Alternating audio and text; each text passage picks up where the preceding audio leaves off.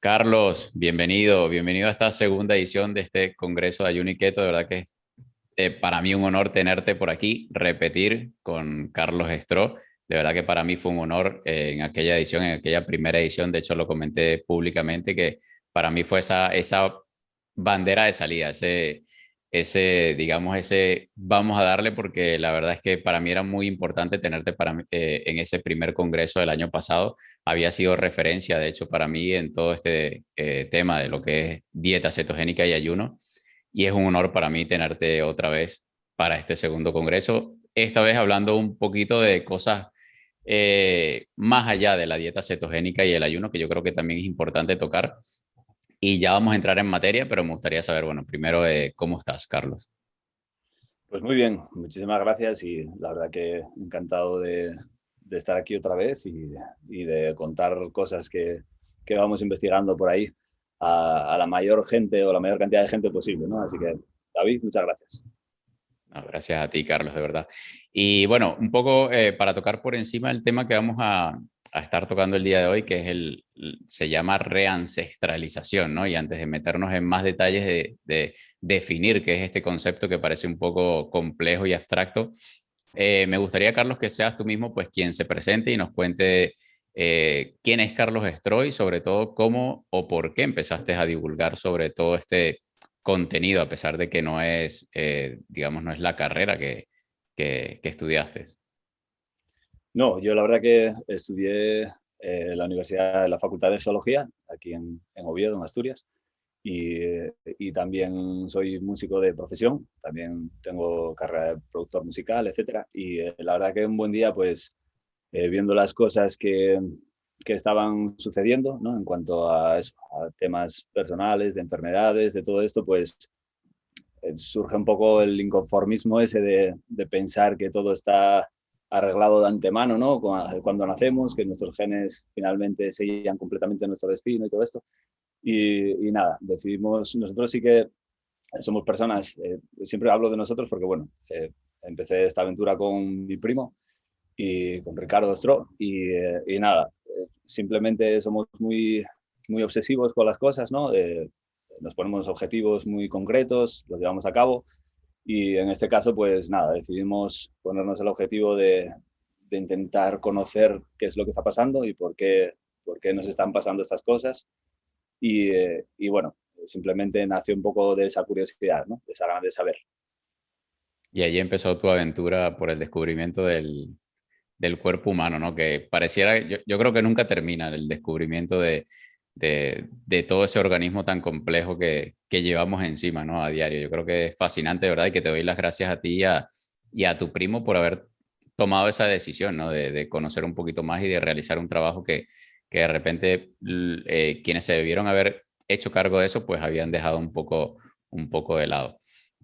Y a mí me gustaría empezar, Carlos, porque con este tema de reancestralización, antes de definirlo, y es que yo creo que nunca antes en nuestra historia habíamos estado tan falto de conocimiento de nuestro entorno. Y no me refiero a que conozcas el camino hacia tu trabajo, el camino de regreso hacia casa, sino conocer verdaderamente lo que nos hace humanos, ¿no? Lo que nos ha permitido sobrevivir y llegar hasta aquí el día de hoy, que estamos tú y yo hablando a través de una cámara. Y es que los cambios que ocurren prácticamente en la era moderna son tan rápidos que pareciera que nuestro cuerpo y nuestro organismo está constantemente fuera de sincronía, ¿no? No nos da tiempo de sincronizar lo que somos como hardware con lo que nos están poniendo como software, por definirlo de algún modo.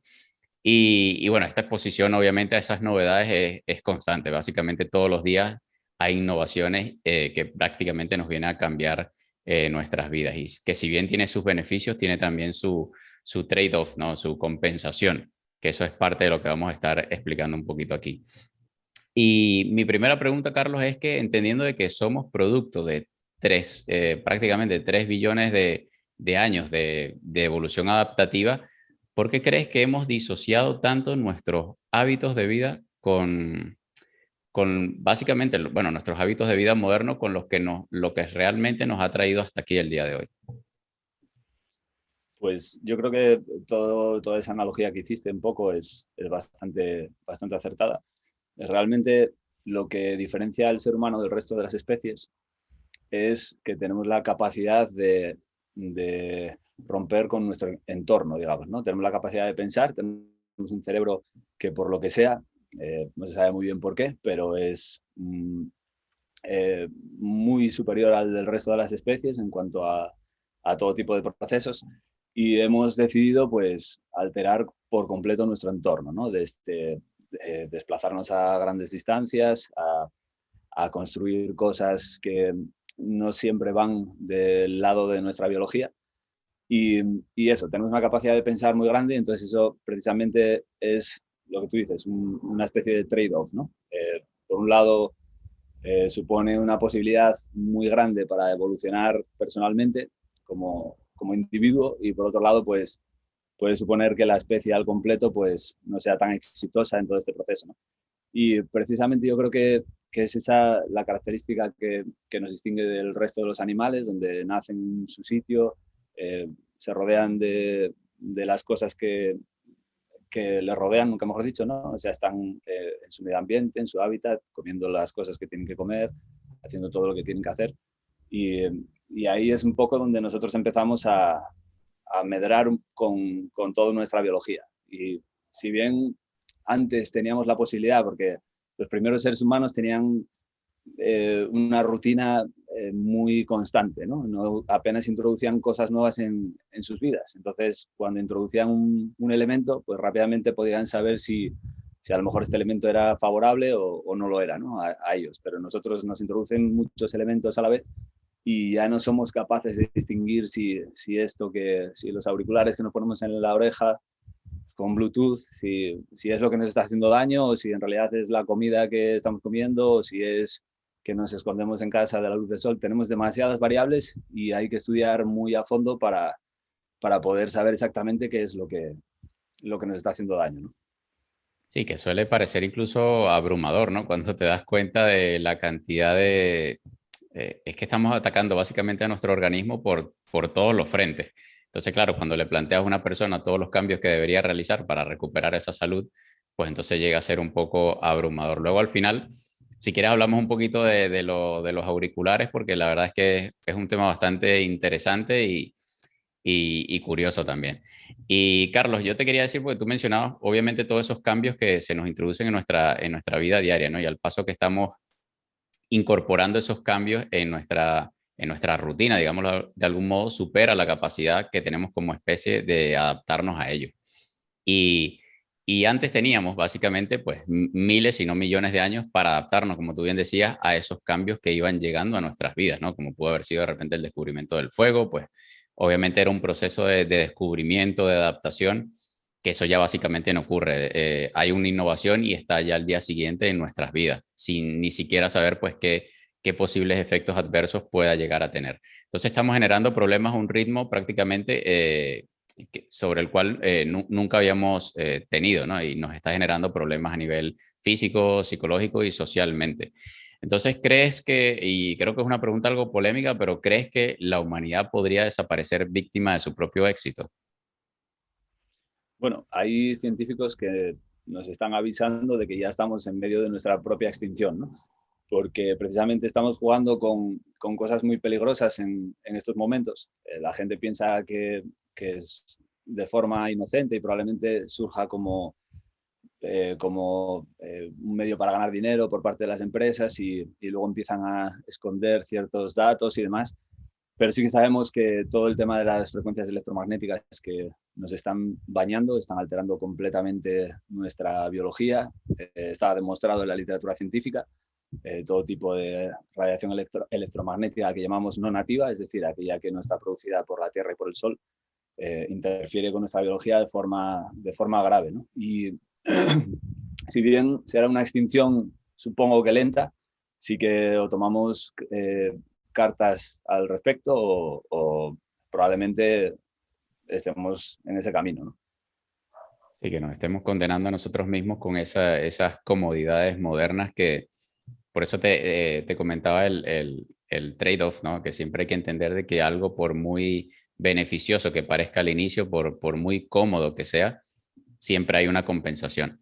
Entonces, y Carlos, pareciera que los últimos 100 años nos hemos empeñado en recomendar y en hacer todo lo contrario a lo que supuso nuestra evolución, ¿no? Por eso te decía de que pareciera que estamos atacando, bueno, pareciera no, es que estamos atacando por distintos frentes a nuestro organismo y aún así se me hace curioso porque nos sorprende que estemos tan mal a nivel de salud, ¿no? Cuando obviamente estamos atacando por demasiados frentes y nuestro organismo pues ya no haya cómo sobreponerse a todos esos cambios a los cuales no estaba adaptado. Bueno, solo valdría pues con obviar un poco las estadísticas, ¿no? El aumento en casos de cáncer, de enfermedades autoinmunes, en fin, diabetes, aquí pudiésemos pasar horas hablando de ello.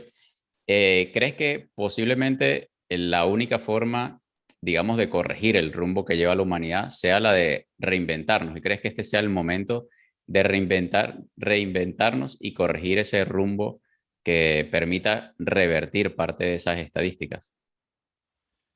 Pues evidentemente nuestro sistema es un sistema, cuanto más lo estudiamos, más nos damos cuenta de la perfección que tiene, ¿no?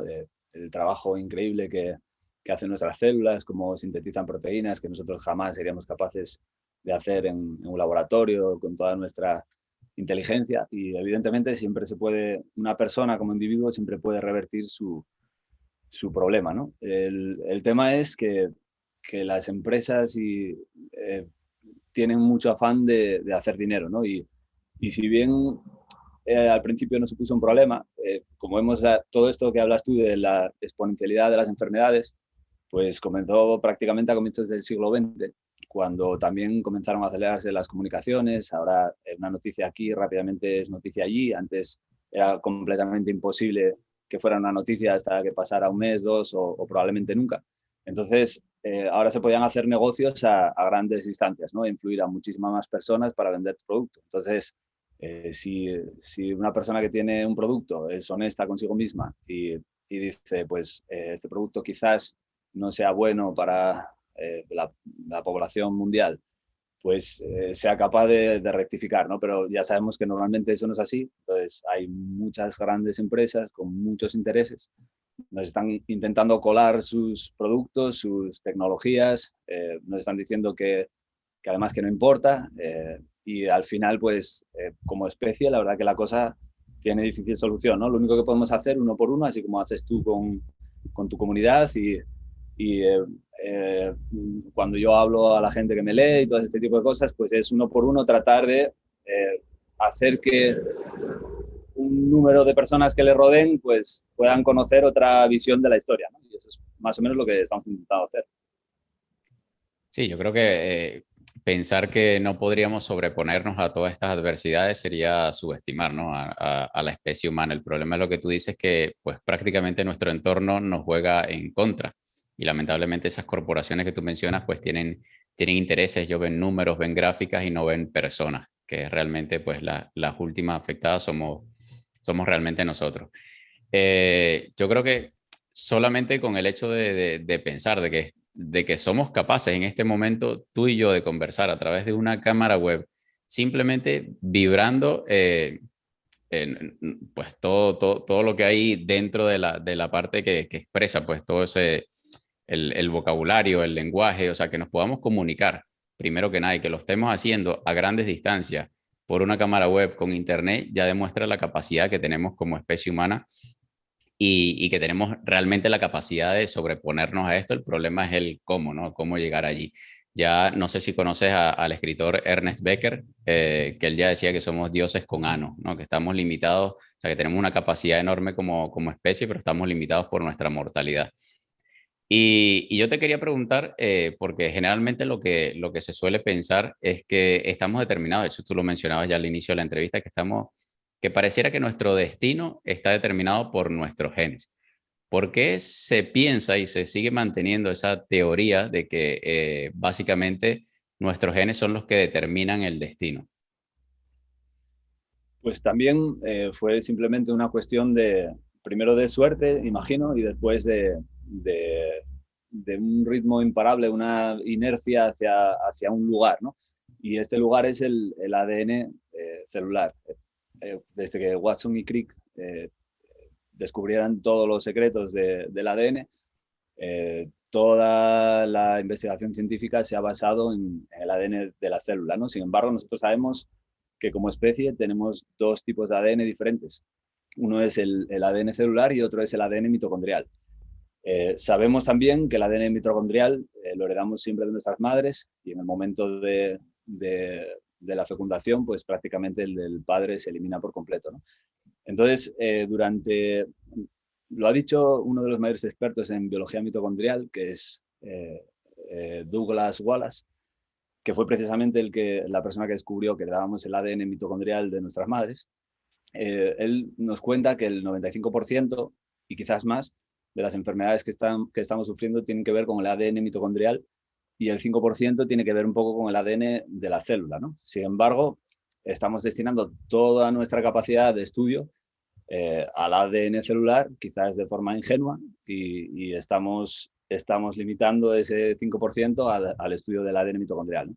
Entonces, nosotros comparamos, o sea, para que la gente que nos escuche tenga una idea de qué es lo que hacen estos dos tipos de ADN, digamos que el ADN celular es el que fabrica la anatomía de la célula, ¿no? Nosotros, por ejemplo, tenemos el sistema circulatorio, un sistema nervioso, músculos, cabeza, cráneo, huesos, todo, ¿no? Todo eso, esa forma, esa anatomía está dictada por el ADN celular. Sin embargo, nosotros también tenemos un mecanismo energético, un metabolismo energético, que es el que hace posible que las células lleven a cabo los procesos biológicos. Y esto está 100% guiado por el ADN mitocondrial, ¿no? Entonces, cuando nosotros nos centramos en el ADN que produce la energía celular, que es el ADN mitocondrial, que es un ADN bacteriano, todas nuestras células tienen cientos de mitocondrias, especialmente densas en el cerebro, en el hígado, en el corazón, y cada una de ellas es capaz de llevar a cabo los procesos energéticos que al final son los que encienden un poco nuestro metabolismo, ¿no? Todo el mundo sabe que un móvil, si no lo enchufas todos los días para cargar la batería, no funciona. Da igual cómo sea su anatomía, que sea un móvil último modelo, que tenga unas lentes de fotografía increíbles, que si no lo enchufamos a la corriente no vamos a poder usarlo, ¿no?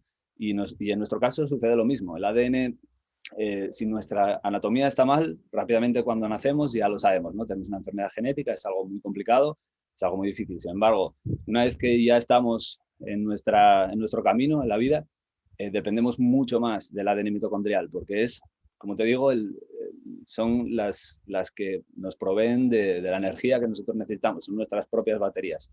Entonces, todo lo que nosotros queremos hacer es que esas baterías funcionen de manera óptima, ¿no? Y entonces, claro, como no sabemos, pues si tú y yo hacemos un mismo mal hábito, probablemente nuestro ADN celular haga que tú revientes por un sitio y yo reviente por otro. Y entonces pensamos que es una enfermedad debido a nuestros genes, porque a ti te dio más problemas en tu sistema cardiovascular, a mí más problemas en mi sistema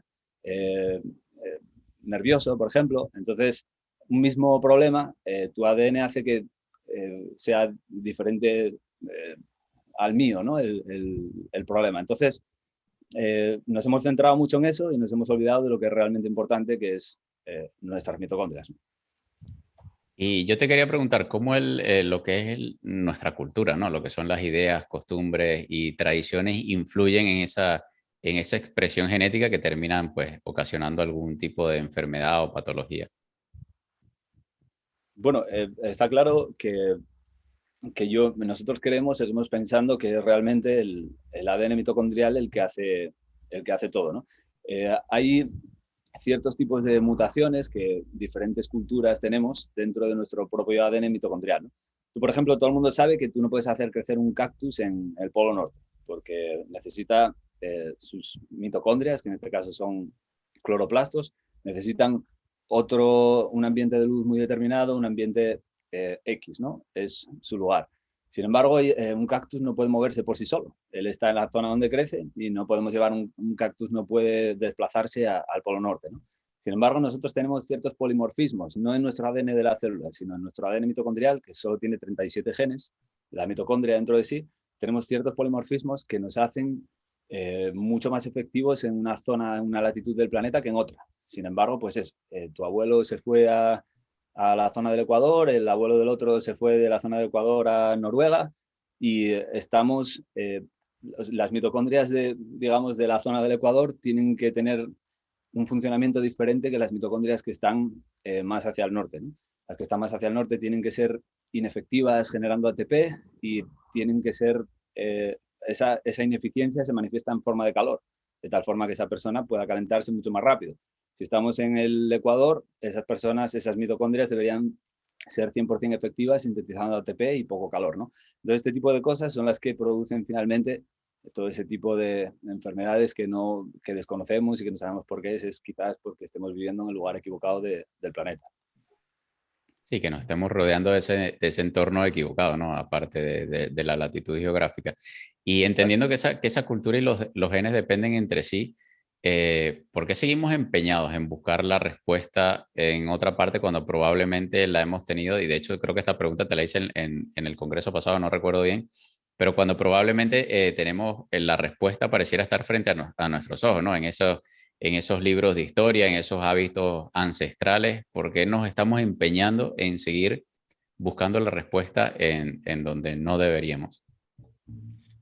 Yo creo que, de nuevo, las grandes compañías hacen mucho daño en este caso porque tratan de confundir a la población, ¿no? Y te dicen que comer huevos es bueno, mañana te dicen que es malo, luego te dicen que la mantequilla es mala, luego le piden perdón a la mantequilla en famosas revistas y entonces te hacen creer en ese estado de confusión, ¿no? En el cual eh, una persona ya no cree en que lo que vaya a hacer, sus hábitos, sean capaces de influir en su propio organismo, ¿no? Entonces al final te deja merced pues de los medicamentos, de que tú vayas a los sitios que ellos quieren a comprar sus productos y te hacen dependientes de todo este tipo de cosas, ¿no?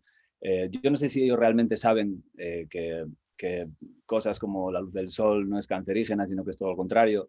Este tipo de cosas no sabemos si lo saben. Lo único que sí que sabemos es que ellos quieren mantenerte en tu sistema, ¿no? Entonces no les interesa que la gente investigue y investigue en la literatura, como tú bien dices, porque todo lo que nosotros sabemos está allí. O sea, no nos lo hemos inventado, no hemos hecho nuestras propias teorías ni hemos hecho nada. Simplemente hemos leído las cosas de la literatura científica y tampoco es tan difícil de interpretar. O sea, realmente lo que nosotros decimos sabemos que es cierto porque además cuando uno tiene un conocimiento y lo experimenta sobre sí mismo, puede averiguar si ese conocimiento era real o no. Entonces, bueno, yo creo que hay muchos factores, pero yo creo que los principales van por ahí. Sí, yo creo que lo importante es entender eso, cómo nuestro entorno influye en nuestro organismo y en nuestra salud, ¿no? Y entender de que lamentablemente estas corporaciones, estas industrias que tú hablas, ellos lo que saben es vender. O sea, básicamente es su función principal. Y me gustaría, Carlos, que empezáramos por determinar cuáles son esos cambios, ¿no? A los cuales evolutivamente no estamos adaptados y nos están haciendo o nos están ocasionando mayores efectos adversos. Ya comentábamos que son muchos frentes. Yo creo que nombrarlos aquí todos pues sería básicamente imposible, pero vamos a concentrarnos de repente en los que más importancia tienen, ¿no? Y a mí me gustaría empezar por uno de los efectos, de hecho ya tú lo mencionabas, uno de los que posiblemente esté pasando más desapercibido que cualquier otro, y yo creo que uno de los que más nos está afectando realmente como sociedad moderna, y es el de la exposición solar, ese miedo que hay a día de hoy de exponerse al sol porque causa cáncer. ¿Qué importancia tiene el sol para nosotros como especie? Pues mira, básicamente eh, todo este asunto del sol como carcinógeno de clase tipo 1 para la humanidad, que así es como está catalogado, viene de unos pocos estudios que se han hecho que nada tienen que ver con el sol porque realmente se hicieron exclusivamente con luz ultravioleta y, y se han hecho en los años 50, 60 y son muy pocos estudios que mostraron un efecto dañino de la radiación ultravioleta sobre humanos y modelos animales y todo esto. Lo que la gente no parece comprender es que la luz del sol no es luz ultravioleta solamente, sino que tiene todo un espectro de ondas electromagnéticas que nos están produciendo muchos diferentes efectos en nuestro organismo. Lo que la gente tiene que comprender es que nosotros tenemos una serie de fotorreceptores, distintos fotorreceptores, que están captando todo el tiempo diferentes longitudes de onda del espectro del sol, ¿no? La gente se confunde mucho también con el tema del espectro electromagnético. El espectro electromagnético no es más que luz. Lo que pasa es que hay luz que vemos y luz que no vemos. Entonces, dentro del espectro del Sol, nosotros tenemos desde el infrarrojo, que no lo podemos ver, hasta la luz visible, empezando por el rojo. Después del infrarrojo vendría el rojo, eso ya sí que lo podemos ver. Llegaríamos a la zona del violeta, azul-violeta por arriba, que también la podemos ver, y luego ya entraría el espectro ultravioleta, que no lo podemos ver, ¿no? Pero por encima y por debajo hay toda una serie de frecuencias electromagnéticas que el ser humano ha aprovechado para, pues eso, emitir pues rayos X cuando te haces una radiografía, o para que tú puedas tener wifi en tu teléfono móvil, o para que tú puedas calentar tus alimentos en el microondas, o para que puedas escuchar la radio en casa. Todo ese tipo de frecuencias que nosotros llamamos no nativas, que son emitidas por el ser humano, también son luz. Lo que pasa es que son luz a unos niveles que nosotros no podemos ver, ¿no? Y es exactamente lo mismo, no es más que una onda que viaja. Son dos ondas realmente, una onda eléctrica y una onda magnética, viajando perpendicularmente en el tiempo, en el espacio y tiempo. Y todo esto, ya sabemos la dualidad esta que hay de onda a partícula. Cuando la luz nos da, realmente viene en forma de onda, pero también viene en forma de fotones, ¿no? Para que la gente lo entienda. Y Albert Einstein recibió un premio Nobel, que ya parece que muchos también lo han olvidado, que nos dice que por descubrir el efecto fotoeléctrico, ¿no? Y es que un fotón tiene la capacidad de alterar el estado de un electrón y así provocar una respuesta en el electrón, ¿no? Este electrón tendría un estado de mayor energía. Y esto es clave en nuestra biología.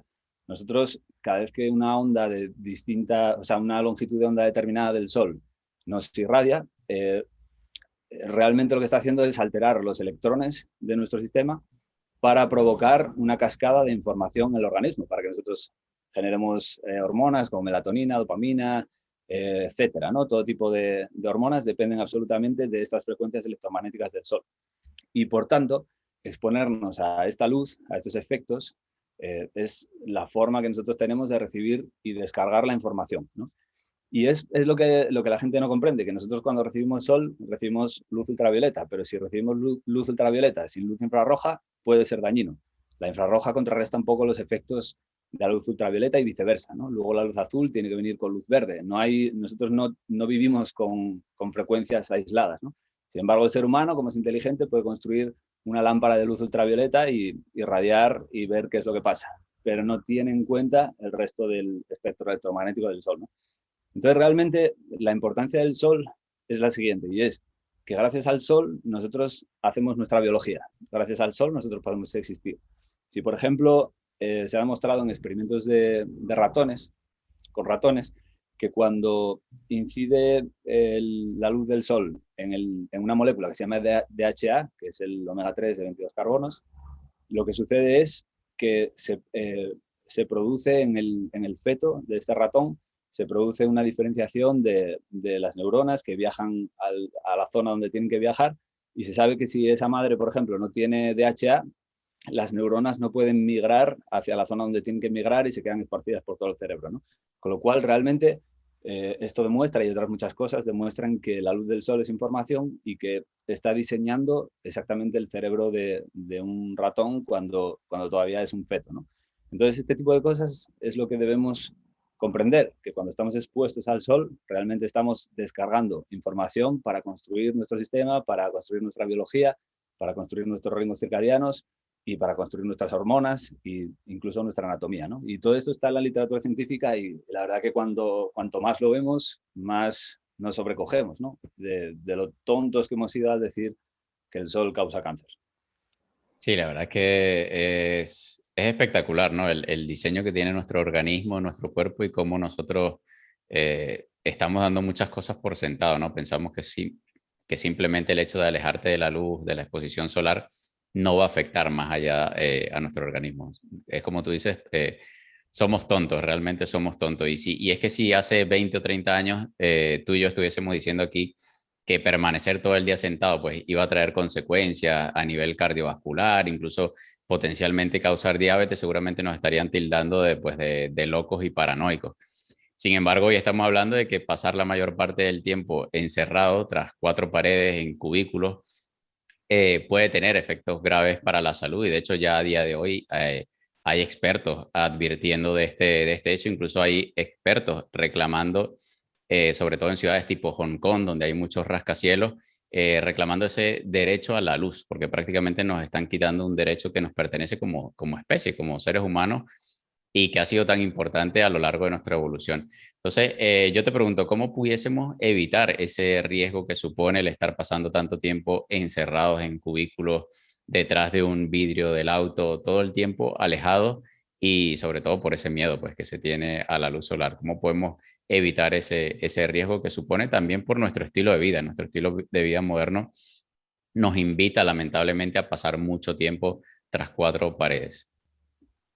Claro, el tema es que la gente no piensa que estar dentro de casa uno esté expuesto a toxicidad, incluso del propio sol, ¿no? Porque lo que sucede es que a través de los cristales modernos, los antiguos no lo hacían de esta forma, pero los modernos sí, la luz del sol se filtra, no deja pasar las frecuencias protectoras como la luz infrarroja, el infrarrojo A, por ejemplo, filtran toda la luz ultravioleta y nosotros estamos expuestos única y exclusivamente a un pico de luz azul que hay un estudio, un famoso estudio que se hizo en la Universidad de Toledo, en Estados Unidos, que muestra cómo la luz azul por sí sola es capaz de disociar la vitamina A de una proteína, que se llaman opsinas, y producen daño, ¿no? Producen daño oxidativo. Entonces, las personas pueden estar simplemente por el mero hecho de estar delante de una pantalla del ordenador o al otro lado de un cristal tomando el sol, pueden estar exponiendo sus órganos vitales a todo este tipo de estrés oxidativo que al final es lo que producen todos estos cánceres de piel y todo este tipo de cosas, ¿no? Al igual que la luz, tú si estás mucho tiempo dentro de casa, la luz artificial, especialmente los fluorescentes o la luz de LED, tienen un pico en luz azul que es 4 veces mayor al del sol, a la forma natural del sol, y no tienen la protección de la luz infrarroja del sol. Entonces, para que te hagas una idea, no es lo mismo estar fuera de casa, expuestos a la luz solar y con un foco de luz azul en tu cara, porque estás teniendo la protección del completo espectro del sol, que estar dentro de casa a oscuras y con la luz encendida, ¿no? Entonces, realmente esto está en la literatura, sabemos que la luz azul produce varios tipos de cáncer, incluido el cáncer de mama, el cáncer de piel, produce glaucomas en el ojo, o sea, todo tipo de estas cosas ya están descritas en la literatura científica y nosotros solo lo único que hacemos es un poco rescatarla, ¿no?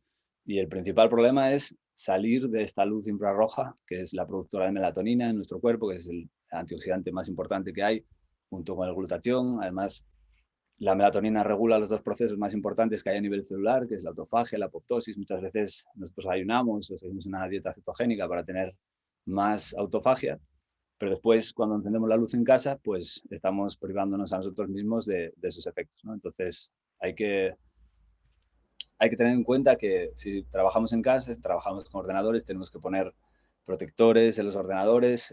Hay programas hoy en día que te bloquean la luz azul.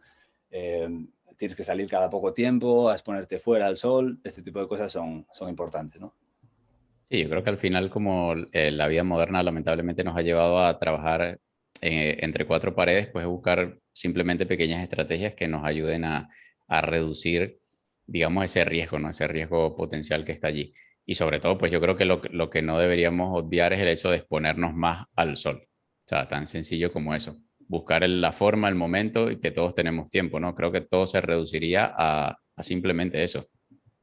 Exacto. Lo que pasa que hay muchas personas que de manera justa, ¿no? Preguntan, yo es que me expongo al sol y de repente me salen manchas o soy tremendamente alérgico al sol, etcétera. Eso que llaman el callo solar, ¿no? Hay que entrenarlo también, ¿no? Es como todo.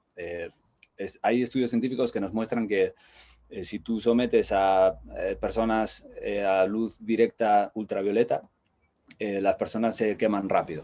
Sin embargo, si primero le pones bueno, hay ahora ciertos aparatos que solo emiten luz infrarroja y luz roja.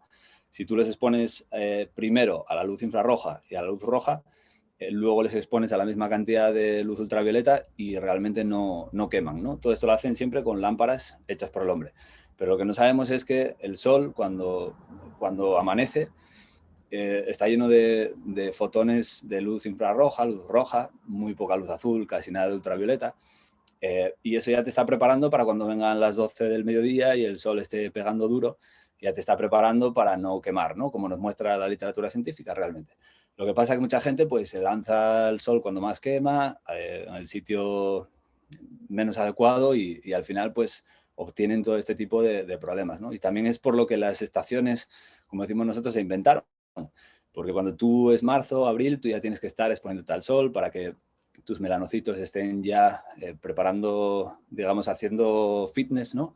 Para cuando llegue el verano, pues poder tolerar esas dosis de luz ultravioleta, que por cierto es la que causa pues que más de casi 900 químicos en tu cuerpo se sinteticen, ¿no? Con lo cual, pues bueno, algo de inteligencia a a la hora de exponerse al sol, que es lo que nosotros tenemos que aprender, a diferencia de nuestros antepasados, pues hay que tener, ¿no? Parece ridículo que hayamos tenido que llegar al punto en el que estamos a día de hoy, tan graves de salud como especie, para que podamos volver a esos hábitos ancestrales, entender la importancia que tenían sobre nosotros. O sea, parece incluso absurdo. Pero bueno, de la importancia de la exposición solar, de los riesgos de la exposición a las pantallas y a la luz azul, hablamos el día de ayer junto con María, así que bueno, ya yo creo que hay bastante información con respecto a eso. A mí me gustaría meterme un poquito, Carlos, en el tema de la alimentación. Y es que pareciera que en el mundo de la nutrición, con todos los avances que ha podido suponer este tema, seguimos siendo demasiado reduccionistas, ¿no? ¿Cuál crees que debería ser nuestra relación con los alimentos? Y no únicamente a nivel de la acción, ¿no? De alimentarnos, sino como tal el contexto que supone la alimentación para nosotros. Pues la alimentación tiene un motivo fundamental, ¿no? Y es que nosotros necesitamos los electrones de la comida para pasarlos a través de estas baterías que nosotros estamos hablando, que son las mitocondrias, y tenemos toda una maquinaria enzimática para poder extraer esos electrones de la comida, ¿no? Nosotros podemos extraer electrones de carbohidratos, de grasa y de proteínas también, de aminoácidos. La diferencia es que cada uno de estos electrones se va a comportar de forma muy diferente en nuestras mitocondrias, ¿no? Al final, uno siempre se confunde un poco acerca de qué es lo que debería comer, entonces, qué es lo que debería pasar aquí. Y el tema es que es todo mucho más fácil que lo estamos haciendo, ¿no? Realmente cuando uno come los alimentos que crecen en su entorno y trata de no comer cosas que no estén hechas por el hombre, pues básicamente uno tiene la pista clave sobre lo que debe comer, ¿no? Yo creo que es así, es muy importante conseguir todas esas herramientas que también utilizamos para hacer nuestra anatomía, ¿no? Las vitaminas, los minerales, este tipo de cosas, y sabemos dónde encontrarlos y es precisamente los alimentos que da la naturaleza, ¿no? Como dice Guillermo, la naturaleza da alimentos que producen salud y el hombre da alimentos que producen beneficio económico, ¿no? Sí, yo creo que se trata de entender, partir, ¿no? Volver a ese hecho que hablábamos de que las corporaciones solamente lo que saben es hacer dinero y realmente ven números, ven gráficas y no la salud de quien se ve afectado de eso de que ellos venden. Y digamos que evolutivamente, porque por eso te mencionaba un poco de irnos un poquito más allá de la alimentación. Ya en el congreso pasado, quien no vio tu entrevista, pues lo invito a que la vea porque ya nos metimos mucho más a profundidad en la dieta cetogénica. Pero la alimentación como tal, más allá del simple acto de comer, esa relación que hemos tenido con la comida, digamos que ha ido siempre mucho más allá. O sea, hay un acto previo, esa caza, esa recolecta, hay un acto, digamos, dentro de ese proceso de alimentarnos en el cual compartimos con esa comunidad. O sea, y yo a día de hoy veo a personas que comen en sus autos de la vía al trabajo, comen sentados en la oficina, comen bajo estrés, distraídos viendo YouTube. ¿Cómo puede estar afectando a nuestra salud ese entorno, esa relación, digamos, esa nueva relación que tenemos con la comida a día de hoy? Pues precisamente lo que estamos comentando es justamente eso, ¿no? Cuando nosotros pensamos que la comida, y yo sí que creo que debe ser el primer hábito que podemos cambiar, porque además, aunque parezca mentira para mucha gente, es el más fácil de cambiar, ¿no? Es mucho más complicado pues meterse 2 horas de ejercicio al día o andar cambiando la iluminación de las casas o no poder ir a casa del vecino porque tiene la luz encendida, ese tipo de cosas. Me parece que es el primer hábito que hay que cambiar. Pero yo creo que precisamente hay otro tipo de alimento que es digamos, yo creo que de un orden superior, que es el mundo de las impresiones que recibimos desde el exterior, que también tiene la capacidad de influir enormemente en nuestras hormonas, en todas estas cosas. Y yo creo que lo que tú dices de hacer de la comida un momento casi sagrado, ¿no? Estar sabiendo que vas a introducir los alimentos que necesitas, estar tranquilo, comer fuera la mayor parte de las veces que puedas, comer mientras estás descalzo, todo este tipo de cosas influyen enormemente en todo, absolutamente. Y hoy en día lo que tú dices, el andar 5 minutos que tengo que comer, que no me da tiempo, comer dentro del coche, por ejemplo, expuestos a toda esa toxicidad de ambiente de luz que hay dentro, creo que influye bastante. Y creo que deberíamos ser más precisos a la hora de comer, ¿no? Porque la mayor parte de la gente come con ansia y esto, hay un cuadro que recuperaron de unos turcos antiguos de la Capadocia, en donde ellos, por lo visto, comían con las piernas cruzadas y como separando su rodilla mucho de la mesa, ¿no? De tal manera que casi, si no estaban muy concentrados en comer, podían perder toda la comida de la cuchara cuando en el camino hacia la boca, ¿no? Entonces eso les hacía pues tener un poco más de conciencia de que estaban comiendo y de que tenían que tomarse las cosas con calma. Sí, que a día de hoy lo ve fácilmente, ¿no? De repente, bueno, yo me he encontrado con historias de familias que dicen, no, es que nosotros comemos viendo televisión en la sala porque los niños se van a sus cuartos, entonces un momento que se suponía que era sagrado, porque aparte tenías que trabajártelo, ¿no? Tenías que salir, esforzarte, buscar la comida, traerla, cocinarla, se suponía que era un momento sagrado para compartir y para disfrutarlo sobre todo lo hemos perdido, ¿no? Y que eso tenga consecuencias en nuestra salud, creo que es algo que tendríamos que empezar a entender, de que tiene que ser un momento sagrado como tal. Hoy en día la gente come tantas veces al día que sería muy difícil hacer 10 momentos sagrados todos los días, ¿no? Entonces al final, pues si nos acostumbramos a sentir nuestro cuerpo, a saber que no es necesario cuando comemos las cosas que tenemos que comer, estamos mucho mejor con nosotros mismos, no tenemos tanto hambre constantemente, podemos comer 1 o 2 veces al día y sí que podemos hacer de esos momentos más especiales, ¿no? A lo largo del día. Así es. Carlos, ¿cuál crees que sería la mejor forma bueno, teniendo en cuenta todo esto, lo que hemos conversado, la cantidad de horas la cantidad de veces, perdón, que come una persona a día de hoy, la forma en la que come bajo estrés, distraído, etcétera? ¿Cuál crees que sería la mejor forma de mantener una relación saludable con la comida? ¿Cómo deberíamos cambiar esa forma de alimentarnos? Ya sabemos lo que hacemos a día de hoy porque la mayoría lo hace, pero ¿a dónde deberíamos estarnos moviendo? Pues uno debería tener sobre todo en cuenta que comer influye mucho en nuestra biología, ¿no? Y si tú comes cualquier cosa, al final lo que vas a hacer es desestabilizar todo tu sistema y a la hora de hacerlo, pues ya luego resulta muy difícil poder controlar tu cuerpo y saber exactamente lo que estás haciendo y cómo lo quieres hacer y es todo muy complejo, ¿no? Entonces, nosotros siempre lo decimos, en cuanto una persona comienza a comer lo que tiene que comer, que a nuestro juicio es proteína animal y grasa animal, y complementar el resto de la vida con, pues eso, algas o setas o alguna verdura o alguna fruta quizás, las cosas que crezcan a tu alrededor, rápidamente eso va a influir de una manera terrible en el metabolismo de una persona y en el sistema de una persona y en que tenga la capacidad de hacer una buena batería, que son de nuevo las mitocondrias, para poder llevar a cabo la energía eh, que necesita la célula para, eso, para llevar a cabo sus procesos, ¿no? Entonces, cuando una persona se expone al sol a primeras horas de la mañana y tiene sus dosis de opiáceos y de vitamina, porque realmente se producen opiáceos en nuestro cerebro, ¿no?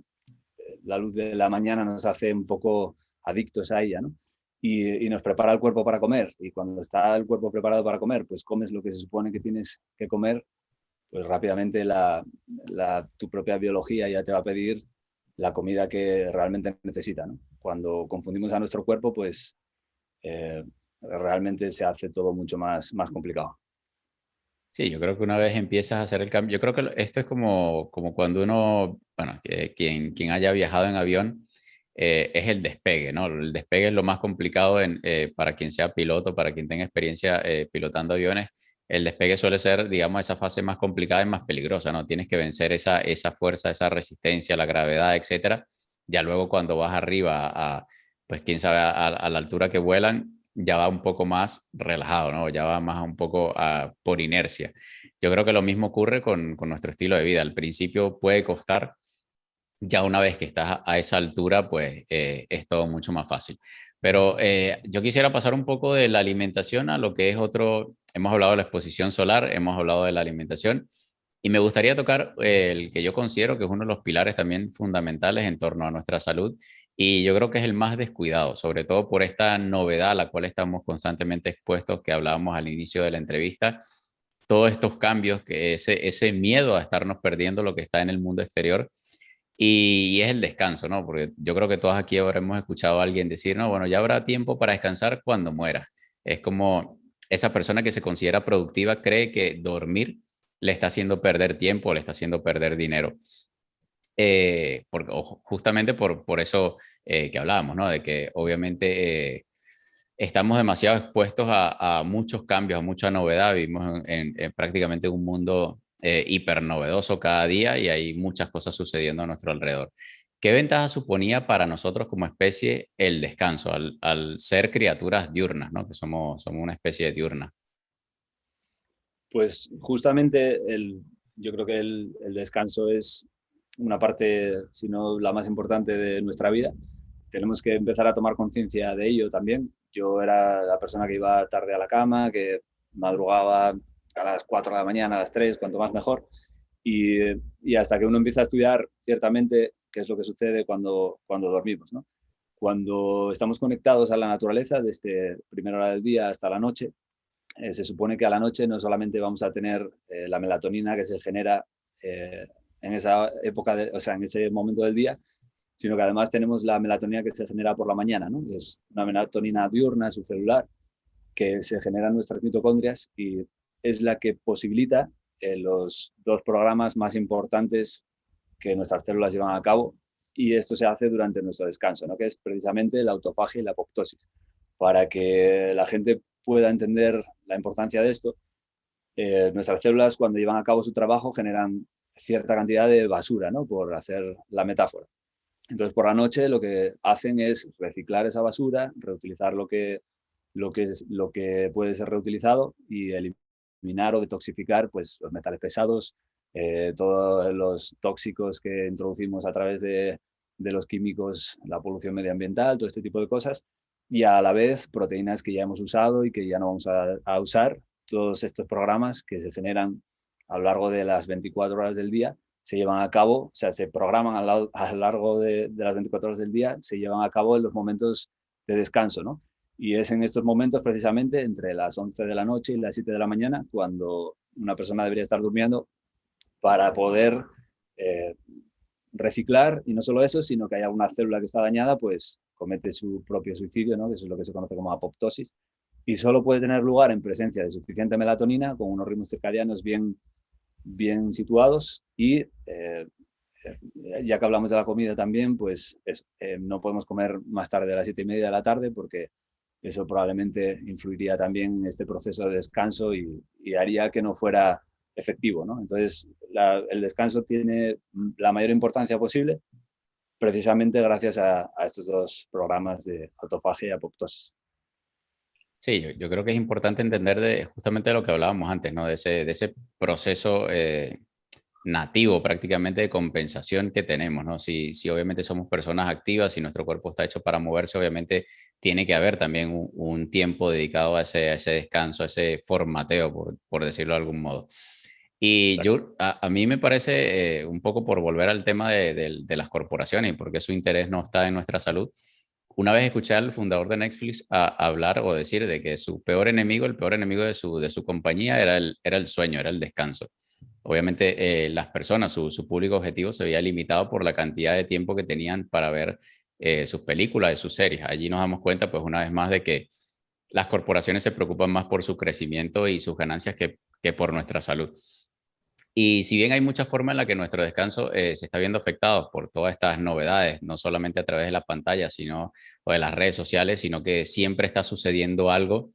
Y era un poco lo que tú decías, estamos tan hiperconectados que siempre va a haber algo malo en el mundo, o siempre está sucediendo algo, siempre algo está cambiando. Entonces, es difícil también abstraerse o aislarse de toda esa información que corre, ¿no? ¿Cómo podemos evitar justamente que el mundo moderno, hiperactivo e hipernovedoso afecte a nuestro descanso? Pues precisamente es lo que te contaba antes, que nosotros estamos hechos para ser adictos a la luz de la mañana, ¿no? Del amanecer. Y es muy importante desde el punto de vista que las personas que no generan suficientes beta-endorfinas, que es realmente un opiáceo que se produce en nuestro cuerpo, es una hormona y neurotransmisor, con la luz del sol de la mañana, no pueden generar dopamina, no tienen, o sea, son personas que necesitan luego, eh, son también quizás las más proclives a tener adicciones con todo tipo de cosas, con drogas, con alcohol, etcétera. Necesitan reponer un poco esas ganas de satisfacer esos centros de nuestro cerebro, ¿no? Entonces, yo creo que lo que mejor podemos hacer es levantarnos con el sol, ponernos a la luz de la mañana, no comer ciertas cosas que hacen que después nuestro sistema se desajuste, no comer a ciertas horas a partir de las 7:30 de la tarde, por ejemplo, y, y no estar expuesto a frecuencias electromagnéticas, porque la luz artificial, por ejemplo, también es una frecuencia electromagnética, también es luz azul fundamentalmente, y eso nos da hambre, ¿no? Ahora vamos a hablar en nuestro blog mucho sobre todo esto, porque precisamente es uno de los mayores disruptores endocrinos que existe, es la exposición a la luz que no sea la del sol, ¿no? Entonces, finalmente, si uno respeta un poco todas estas cosas, va a ser capaz de empezar a tener sueño de manera natural a la hora que lo tiene que tener y de llevar a cabo estos dos procesos que son tan importantes en nuestro descanso.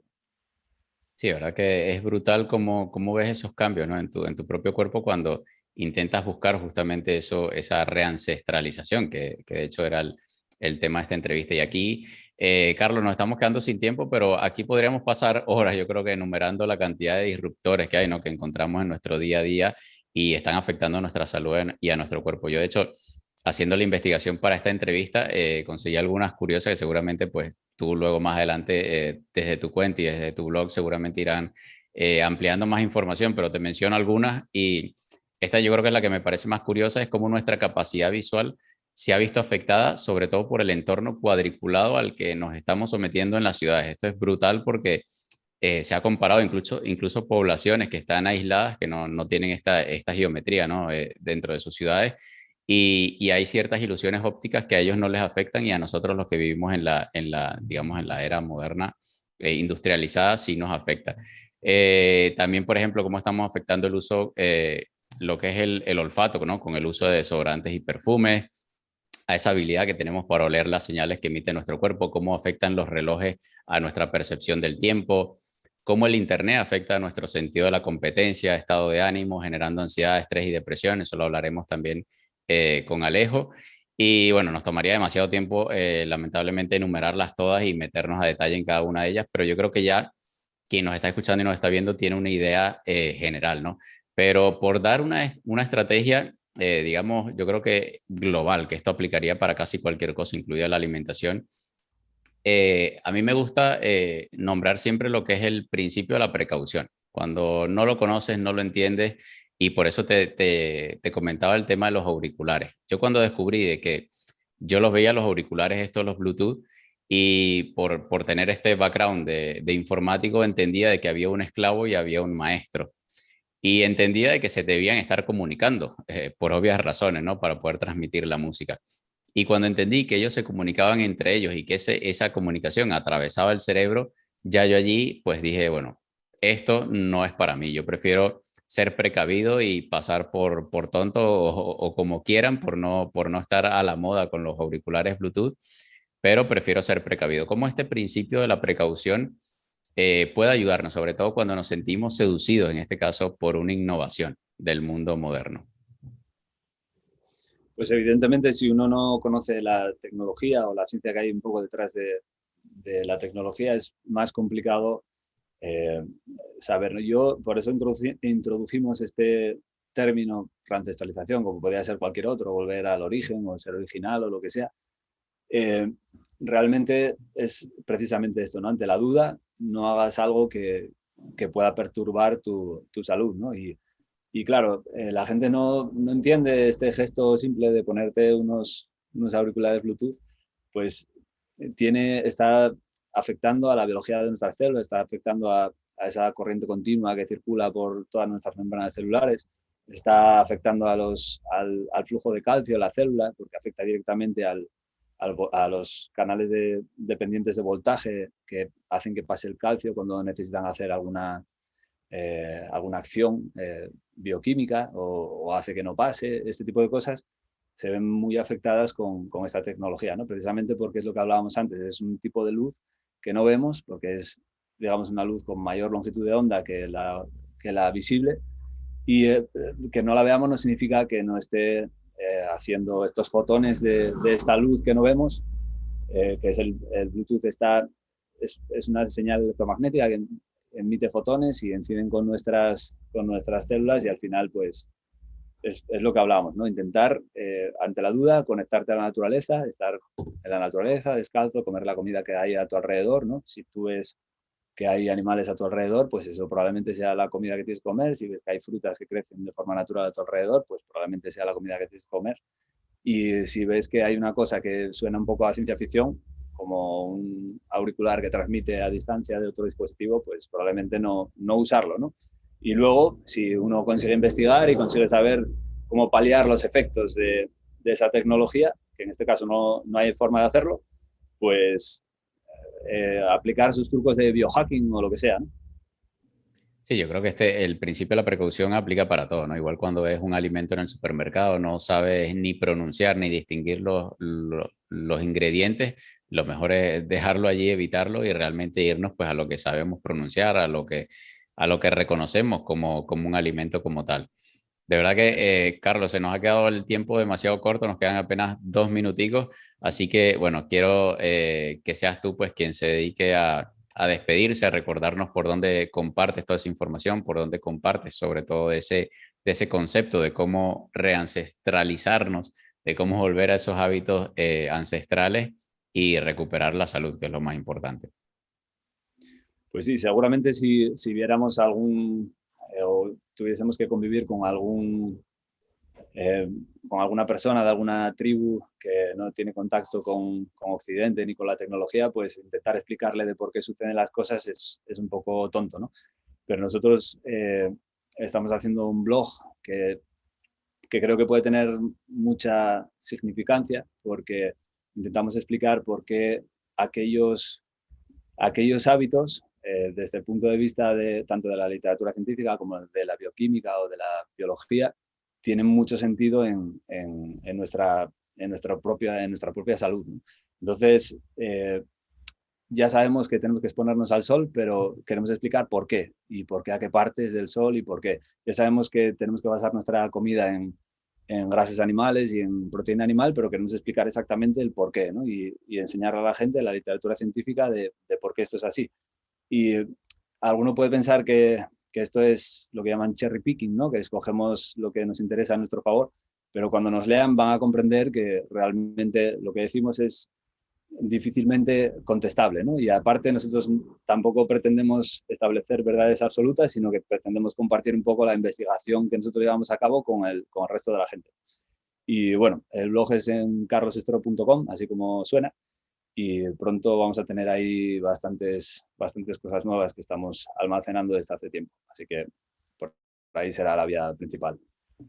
Y al final se trata de eso, Carlos. Yo creo que cada quien, pues obviamente, ninguno de nosotros tiene la verdad absoluta, sino que la persona sea realmente vaya a esas herramientas, a esos blogs como el tuyo, a los cursos de Phil, por ejemplo, a los libros también como el tuyo, a todas esas herramientas, tanto gratuitas como pagas, que hay allí fuera y ellos mismos se generen ese concepto, ¿no? De que ellos entiendan el porqué. Yo creo que es fundamental entender el porqué de las cosas y para luego poder implementarlas. Así que nada, Carlos, nos hemos quedado sin tiempo. De verdad que te mando un abrazo enorme. Yo creo que le hemos dado por lo menos esas herramientas iniciales a la persona para que abra los ojos, despierte un poco, entender de que esa modernidad a la cual nos estamos acomodando, pues tiene ese trade-off, tiene esa compensación y la estamos pagando con la salud. Te mando un abrazo enorme, Carlos, de verdad agradecido enormemente porque hayas estado aquí en esta segunda edición y espero pues que estés también en una próxima entrega de este congreso.